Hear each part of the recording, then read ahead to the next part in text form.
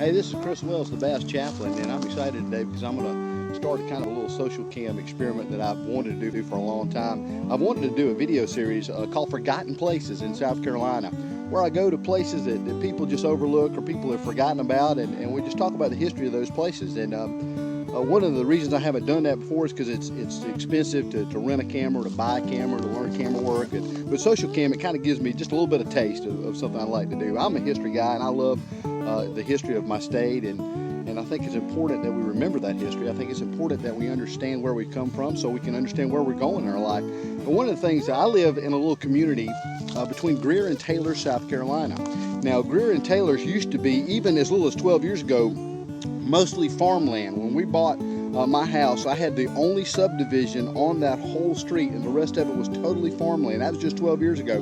Now, every bit of that land is absolutely covered up with subdivisions and houses, but it used to be the old Hammett Crossing farmland, and it was pasture land and farmland as far as you could see around there. And the point I want to make today is you don't have to go very far to find forgotten places. Now, I was riding by one day and I saw this big, huge oak tree up there, a little grove, and it looked kind of out of place. I said, you know what, that might be a place where we may find a cemetery or something like that. And I want to show you what I found. I walked up here in the grove, and I'll show you.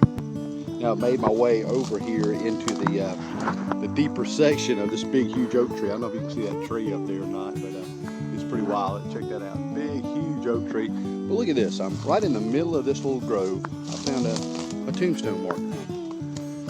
And the tombstone marker is from Joseph James. It says he was born in 1810, and he died in 1870. This marker has been here since 1870, and it's right kind of across the street from Riverside High School, in the middle of all the bustling busyness that we have in our lives.